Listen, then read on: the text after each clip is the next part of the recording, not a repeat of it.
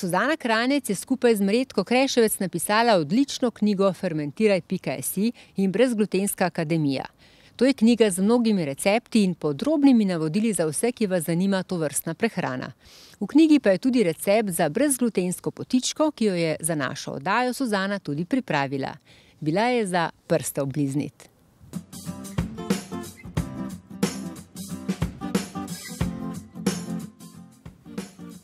Danes bomo pripravili fermentirano proseno potico z makom. Brez glutena, brez jajc, brez mleka, za vse tiste, ki imate kakršnekoli težave z neprenašanjem sestavin, kot so mleko, jajca in gluten.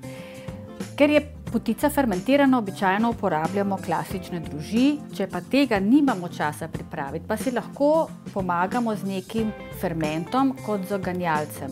V našem primeru bomo to uporabili kombudžo, če pa nimamo svoje domače kombudže, pa si lahko pripravimo kombudžo, če jo kupimo v trgovini, ravno tako dober kvasni domači nastavek, ki nam služi namesto klasičnega kvasa.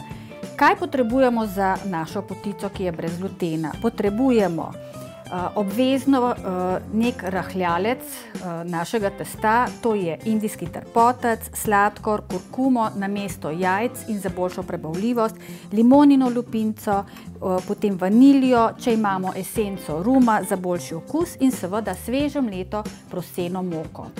Ko vse te sestavine zmešamo med sabo, raztopimo najprej psilium v vodi, da dobimo želirno maso, dodamo vse ostale sestavine razen soli, počakamo in dodamo še moko.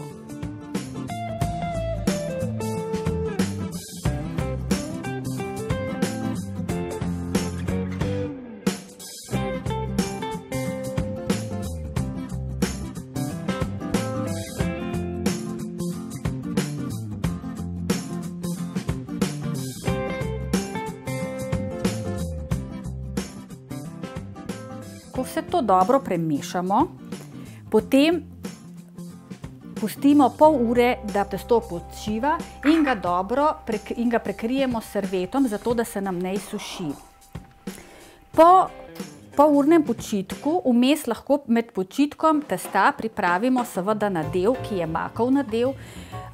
Mak moramo seveda prej dobro zmleti, najboljše v kavnem mličku, dodamo sestavine, kot so rastlinska smetana, ki bojo povezale mak, da ga dobro pokuhamo, dodamo še sladkor po okusu, limonino lupinco in potem to ohladimo, preden namažemo nadev na potico.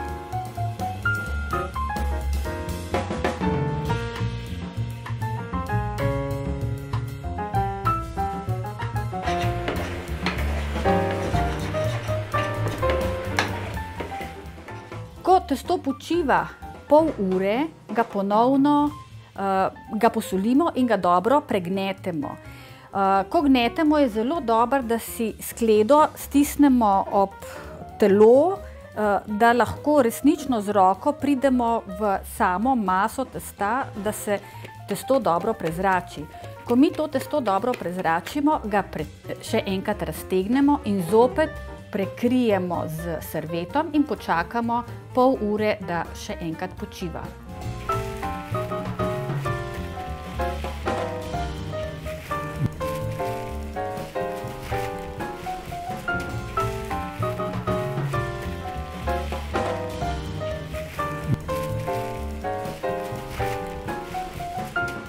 Nato sledi valjanje.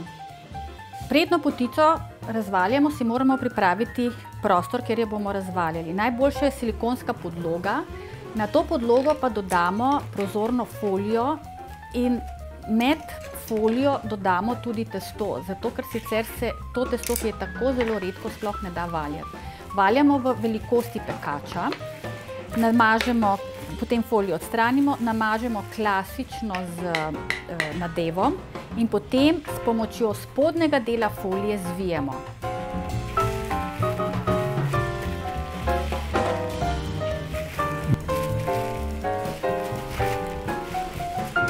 Ko je testo zvito, moramo pogledati, enostavno ga stisnemo skupaj v velikost pekača in obvezno mora biti na vrhu svitka mora biti prepogib, sicer nam bo potica se razprla, če bo potem, ko bo prišla v pekač, na vrhu prepogib.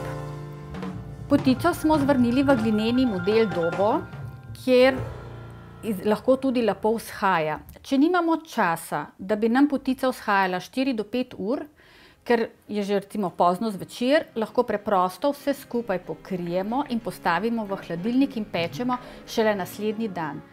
Če pa imamo čas, pa lahko spečemo, se pravi po 4-5 urah, potica dovolj vzhaja, da jo postavimo v pečico, v vročo pečico na 180 stopinj, s tem, da jo moramo pokriti s folijo 45 minut. Nato jo odkrijemo in pečemo še naslednjih 45 minut odkrito.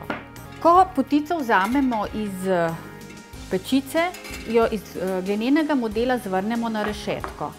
Vedno počakamo, da se potica popolnoma ohladi, šele nato jo razrežemo. Hranimo pa potico v laneni vrečki, zaradi tega, da nam ne splesni. Potica ostaja namreč kar dlje časa, 3 dni lepo sveža in če ne bi bila v vrečki, kjer diha, bi seveda splesnila.